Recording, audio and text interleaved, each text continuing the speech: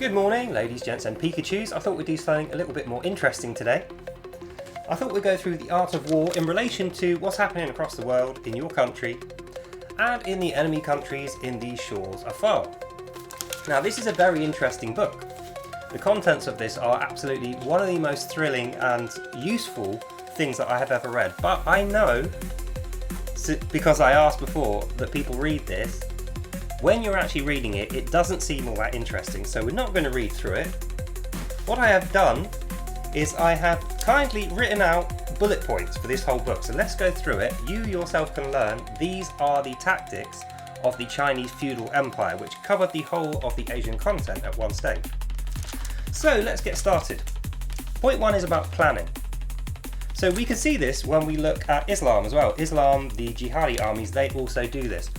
And the first point of planning is start the war before the war is known to your enemy. So what that means is you're already at war with someone, but you're still claiming that you're allies, or you're still claiming you're friendly with them.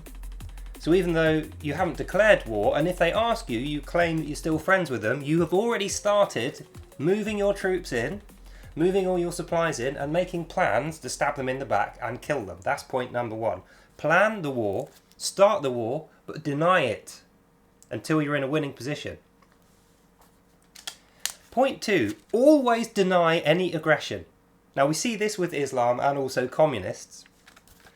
You make your moves politically, socially and militarily, and then sometimes you get caught, your spies get busted, or they do a bad job and they get found out. And then we say, you sent spies to us, that's an act of war. And then what you have to do is go, no, it was nothing to do with us. This guy, he's nothing to do with us, he's a criminal. Send it back to us, we'll punish him. Then when he gets extradited to that country, they don't punish him, they reward him because he did a good job. That was all part of the plan. It's very sneaky, this. You can see why these tactics work. Generally, the people they were up against were like a virtuous nation. They had chivalry, or they had rules of, rules of engagement, if you like.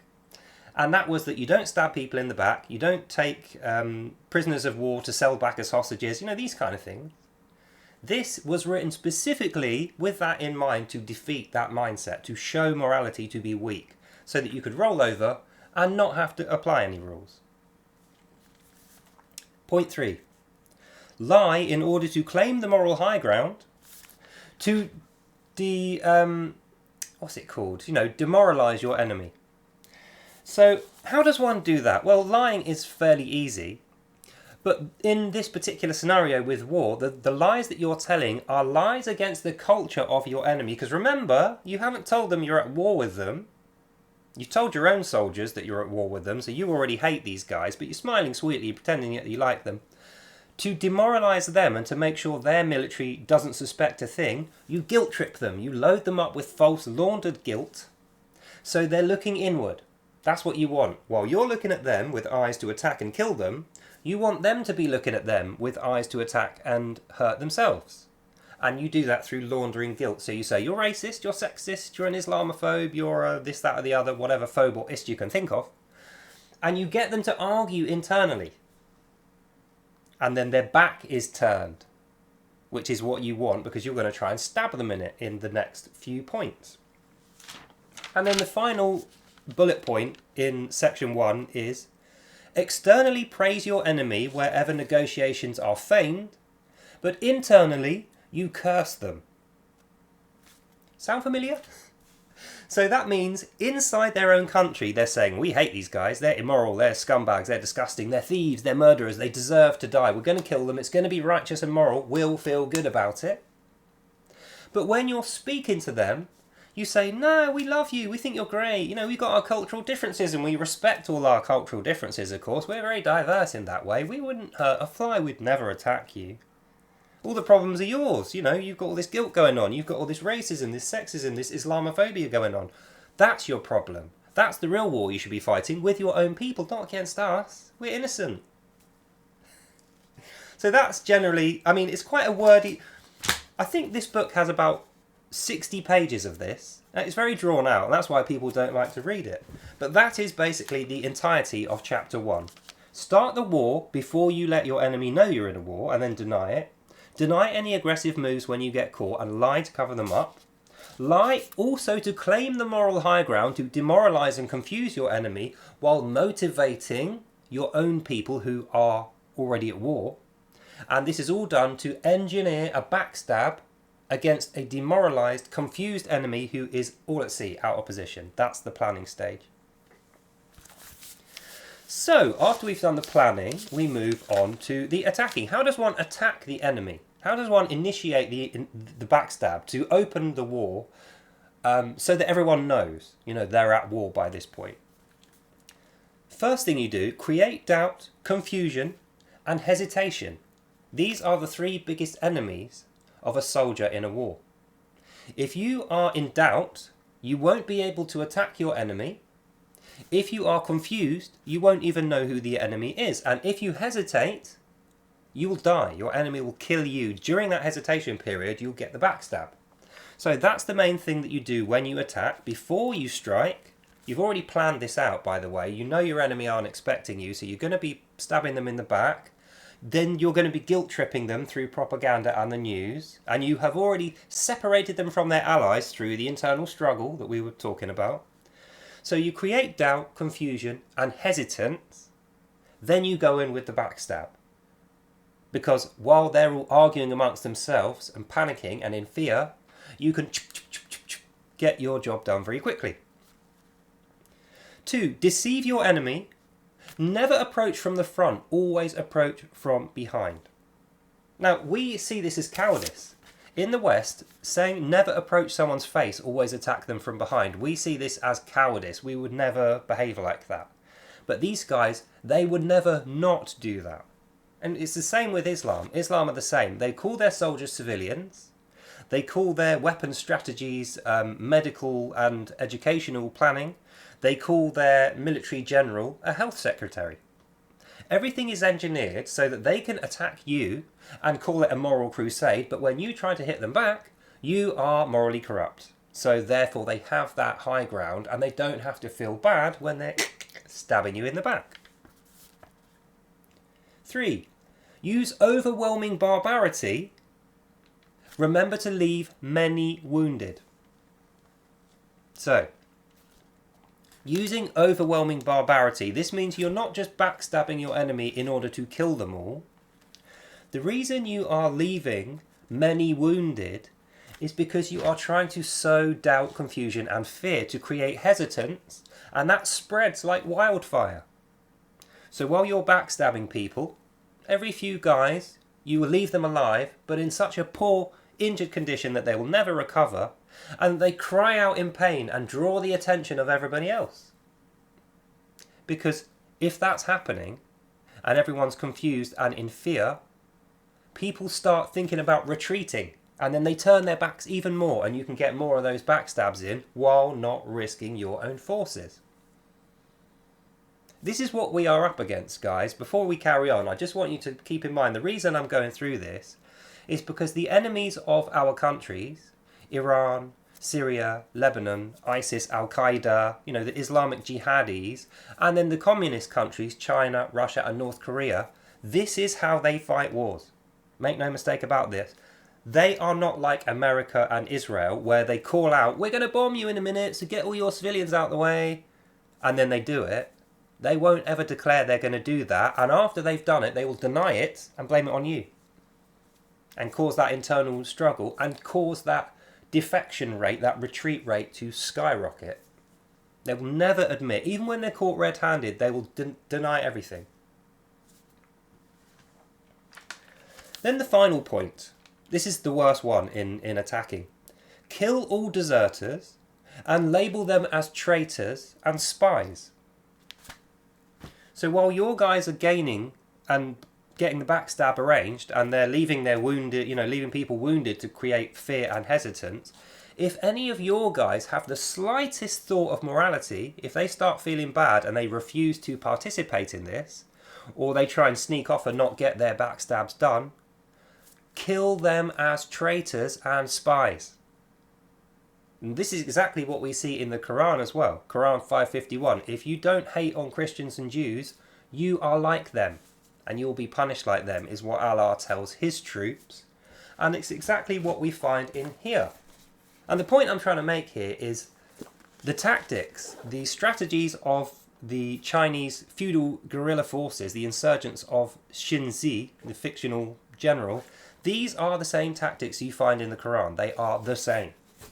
And that's what we're finding, is in our struggle against terrorism to find peace, the enemies that we face, communist countries and Islamic jihadi countries, even though they're not particularly fond of each other, they are, by whatever means, they're the same. They have the same strategies, they have the same goals, they have the same tactics that they use against us, and they have the same vitriolic hatred of anyone who shows chivalry, morality, Western democratic value.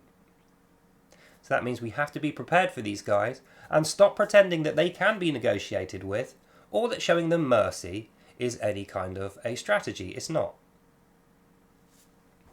And we move on. 3. Occupying. This is what happens once you've done the attack. You've backstabbed most of the soldiers. You've left lots of wounded. So everyone's in disarray, crying, hesitating, running away. And it's now time for you to plant your flag in the enemy country and make it openly known that you own their country now. Occupation. That's what this is called. Point 1. Promote your newer recruits into positions of power over your enemies. Form ranks of your best troops, but decentralize the best ones. And punish families to encourage traitors to become spies of yours, thus building your force. Maintain heavy tribute payments to keep order amongst your newly found slaves. So these all roll up into one idea. That's why I went through all of those. So let's go through them slowly. Promote newer recruits into power over your enemies. You've just backstabbed a bunch of guys and you've left loads of wounded.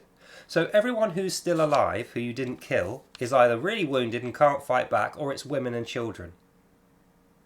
So they're going to be quite easy to control by even your newest recruits. And in order that your newest recruits can become experienced and become good generals so that you can go and invade the next place, you promote the newest guys into positions of leadership over the country you just took over, which means your best soldiers, your killers, your generals, can be retained and sent off to the next territory. So it's an expansionist policy. Yet again, it's exactly the same thing we see described by Allah in the Quran, taken from The Art of War.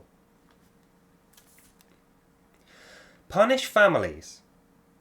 Punish families to encourage traitors to become spies. So what this means is, say you have a family where you've killed the oldest son and the husband, so there's a wife and 4 children left and a daughter.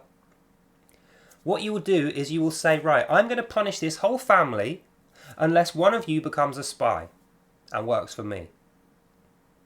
Because nobody wants to be a spy, especially when you've just seen your country burned and your brothers and fathers killed. But at the threat of seeing your surviving family tortured, kept alive for the sake of elongated periods of punishment, somebody will crack through their mercies and they will become a willing spy, and they will lead the other families to destruction. That's why they're doing this. So you punish the families in order that you can root out the weak one and turn them into a spy who will then work against the rest of the country. Meaning you can take all of your soldiers out. Once that's done, once you've got internal spies, converted spies, you can take all your soldiers out and move to the next territory. And although they won't be expecting you to arrive in powerful force like that, you just invaded someone else, you should be recovering, you will arrive with an enlarged force, which took barely any damage, and you're not leaving your newly found territory behind you undefended. It is defended by people who know the terrain, who know the language, who are converted spies. That's why they're doing that. And again, in my country anyway, in America, in Britain, we would absolutely deride these disgusting, cowardly tactics. But this is how they fight us. They looked at our chivalry, our morals, our ethics in war, our code of conduct, and they said, right, we're going to write something which defeats that. And that's what they did with this. So if we allow them to do this, we're basically validating it. We're proving that morality and kindness, mercies in war, they don't work. And that's exactly why we should learn all this off by heart. Make sure when these guys turn up in our country, not only do we not allow them to do this, but we show them that's not cool with us. So that's occupying. So we've gone through planning, we've gone through attacking, applying the backstab, we've gone through occupying forces to control the land you've taken without depleting your attacking force to go on to the next place. Because remember, this is an expansionist colonial policy that they are using here. That's why they call us colonists, despite we haven't colonised anyone. We're one crappy little country and we're not moving into other countries. They are the ones colonising and expanding. They are the ones engendering mass murder and genocide, but they claim that we are because they're trying to sow hesitance, doubt and fear and turn people into spies for them. So once they've done that, now they have got two territories. They've got the newly taken territory that we just went through, and they're moving on to a neighbouring country. So now they've got two territories to control with a single force. So that means we need to know how to supply the troops here and the ones we're sending on to the new place when we expand into. That's what this section is, supply. Never ever take supplies with you. Steal from your enemies. This makes perfect sense to me if you are an immoral coward. When you apply the backstab and you turn people into spies and you take over a land that wasn't expecting you to go to war with them because you were claiming that you were friends, they already have food, they already have weapons, they already have supplies, wives, slaves, all the things that your culture will need. So why would you bring your own? Why would you deplete your own home country, bankrupt your own home country, when you can just steal everything from your enemy and use it against them? So that's what this is saying. Never bring supplies with you. Always come empty-handed. And then it encourages your soldiers to want to steal and pillage from the enemy. And remember, because there's no code of conduct with these guys, there's no rules of engagement, you keep what you kill. So that means you can steal whatever you like, including women and children as slaves. And you will be promoted for having done this successfully. You will be lauded for being a great and powerful warrior, rather than what you really are, a raping, murdering, cowardly bastard. But that's the art of war and the Qur'an. Let your men keep what they kill to strengthen their loyalty to you. So even though they are being fed by their enemy, clothed and armed by the enemy, they're even having wives and children as slaves of the enemy, you're not letting the enemy have their cultural books and music and stuff like that. You know, you're treating them horribly. And it's because they are now property of your soldiers. And the reason you're doing this is it's a reward for your soldiers so that you don't have to pay them directly because they're rich. They've taken all the stuff that they found in your land. They've taken your wives and daughters. They've killed everyone else. They've set up shop there and you've made them the kings of the land. So they are now rich in that land, with that country's currency, with that country's resources. And that means you can say, I made you a king, to your generals, to your soldiers. So it engenders loyalty back to the host nation and hatred towards the enemy nation which you have taken over. So it works in both ways in that way. Distribute only your own cultural material in order that you can replace the native cultural material. Why would they do that? Doesn't that just sound like the worst thing ever? Why would you purposefully destroy the country's native culture and then make a ban on that stuff, call it evil, propagandize people and punish them if they try and stick to it, whilst distributing your own culture? It's because you're effectively trying to wipe out their culture because you want their country to turn into a slave nation of the original host country. So if it's Islam, they will say, Western stuff's evil, Western stuff's bad, Westerners are racist, Westerners are colonizers, Westerners are Zionists, Westerners are rapists and murderers and child abusers and thieves and all kinds of horrible lies. That's the propaganda. And in order that people believe this, because remember, you've killed most of the people who've come of age, now the entire nation is women and children, most of whom are traitors, converted slaves. You remove all the cultural items, books and music which could remind people of the good parts of their culture. and you shit all over everything else that's left to make them think that it's bad. Then what are they left with? They can either stick with their horrible, defeated, bad, evil culture, which they'll be punished for having done, which they have no link to because their elders were killed, or they can accept the new, gracious, moral, modern, neo-feudalist culture that they are being forced to take, and they're not punished. And considering it's all children, women, and spies, pretty much an obvious decision for which one they're going to go for. Cultural genocide, that's what I'm going to call that.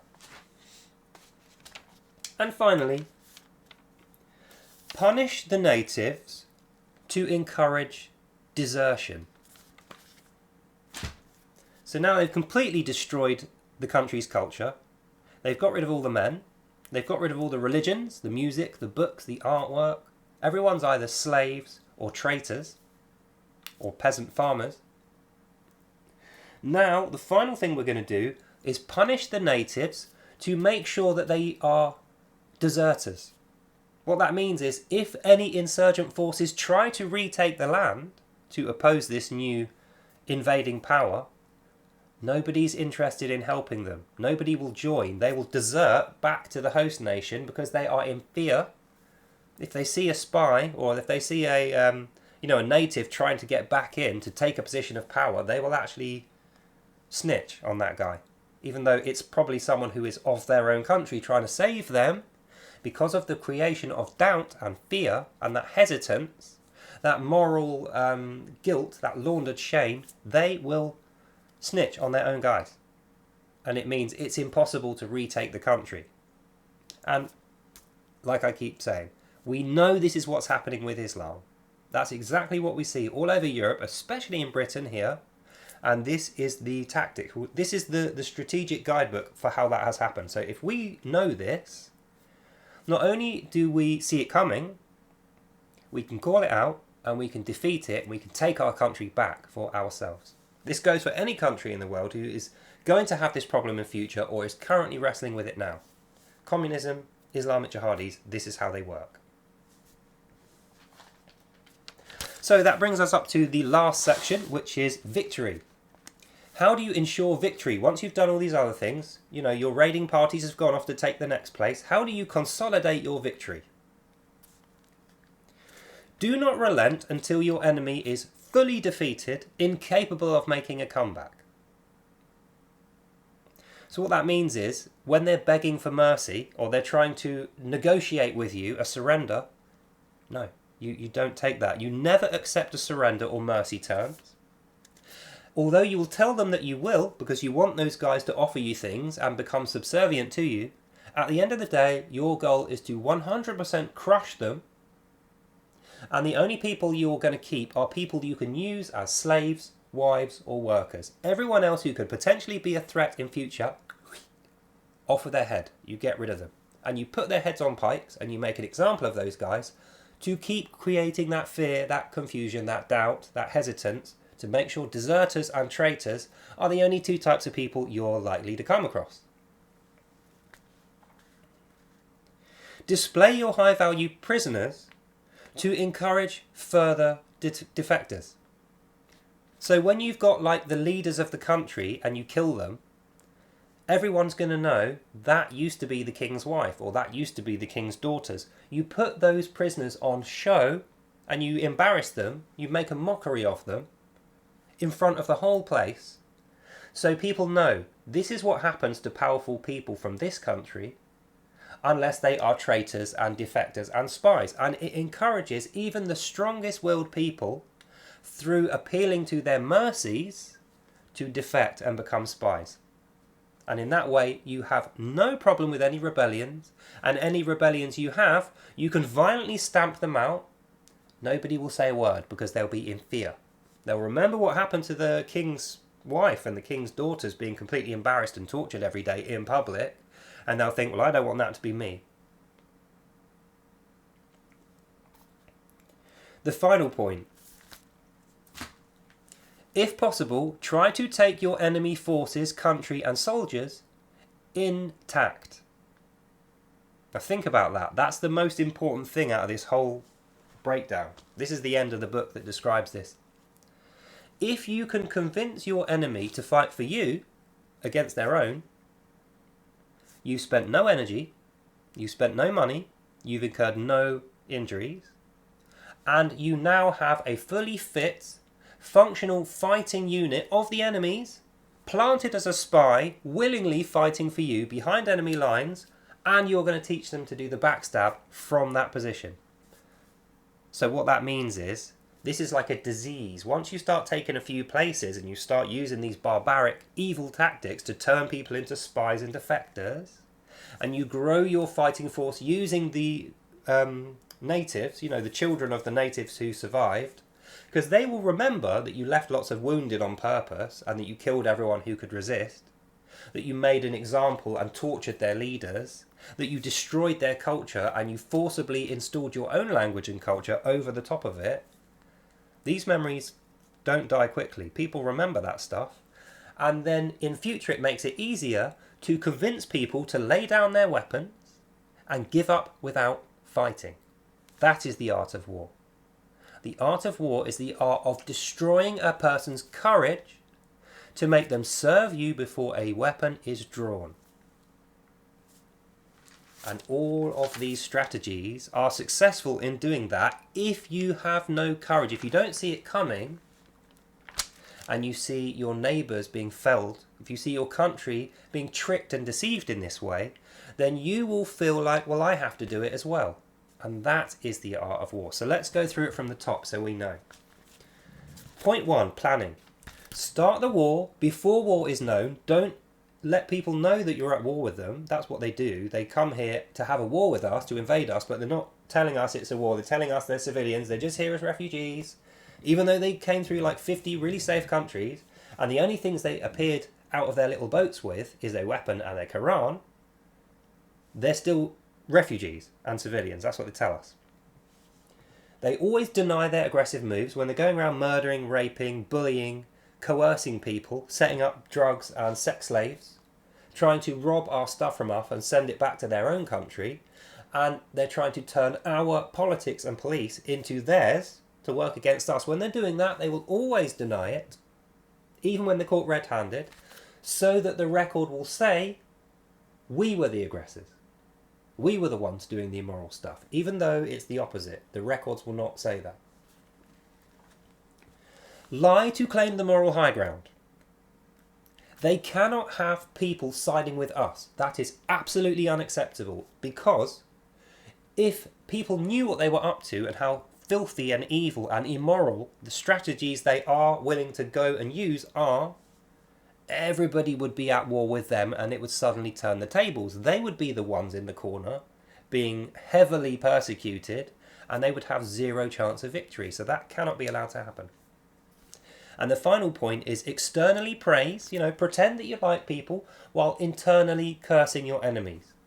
To build a hatred, a racism against your enemy from your own people, and then call it morality. 2, attacking. Create doubt, confusion, fear and hesitance. Deceive your enemy. Never approach them from the front. Let them know that you're going to attack them, because they'll get their shield up and they'll be ready for you. Always apply the backstab. Always come up behind them. Never let them know you are there. Use overwhelming barbarity, evil tactics, and leave many wounded to create confusion, because wounded people are a big distraction when you're trying to focus on surviving a fight, defending yourself. If your women and children are screaming in pain, bleeding to death behind you, you are more interested in that than you are defending yourself, and it lowers your attack ability. It makes it more likely that you will fall in battle, or that you will become a traitor to save your family. Occupying forces, point 3. Promote newer recruits into positions of power over your enemies. Let them lord over the peasants effectively. Your new soldiers that just do all this barbaric raping and killing, the lying, the backstabbing, they are now going to be the politicians, the leaders, the kings and the queens. It's going to be them. And they're going to be punishing the peasants to drive the culture out of them and to instill a fear and a servitude of their new host country. Punish families to encourage traitors. I'm going to keep reimpulsing how horrible this is. So they need our people to turn traitor. They can't have they won't see victory unless we lay down our arms and we become spies and traitors and we infight and we blame each other and we accept this falsely laundered guilt, this lie that we are the colonizers, the genociders, we are the evil guys, while they are here doing this. They rely on that. If we don't do that, they cannot win. 4. Supply.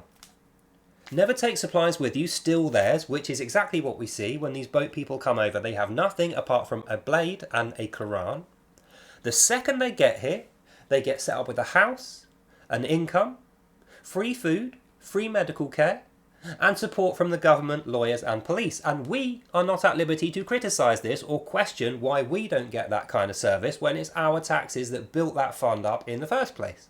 Why aren't we given the real statistics on these guys? Why aren't we given a chance to say, no, we don't want that here? Why aren't we given a chance to apportion those funds, those medical supplies, those educational places to our own people first? Because that's stuff they're going to steal off us. So they arrange that it no longer belongs to us, but they lie about it, like we saw in point 1.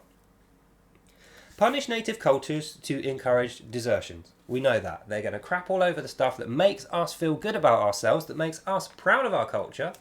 They're going to destroy our flag, our national anthem, our royalties, our political system, our history. Everything we like about ourselves, they're going to make us feel bad for.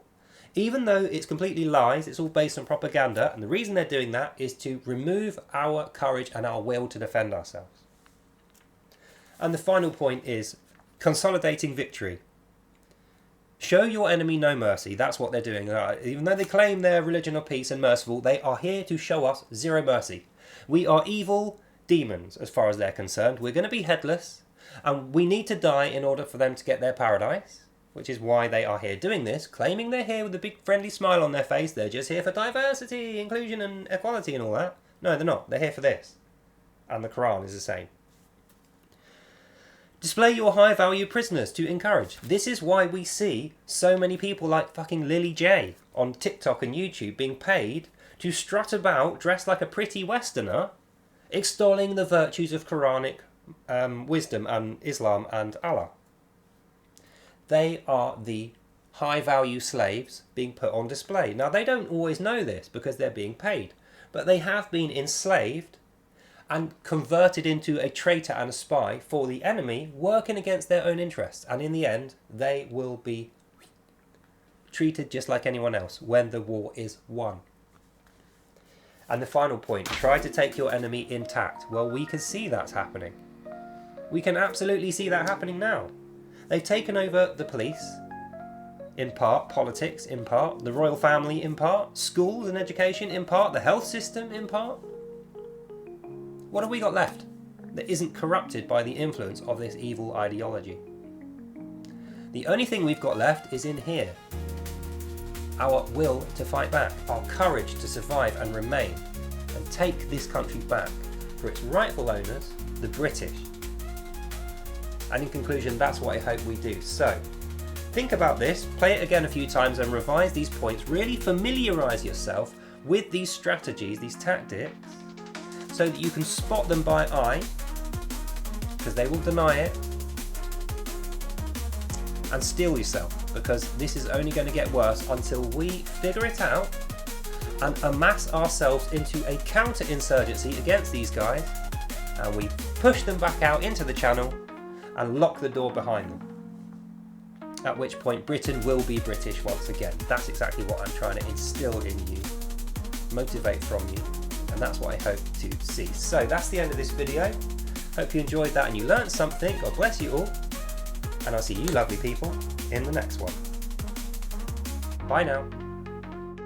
And finally, if you are interested in getting smart, getting active and getting involved in the British resistance, the movement to take this country back for the British, hit me up in the comments. God bless you all. Have a lovely day. And I'll see you beautiful people in the next one. Bye now. Bye bye bye.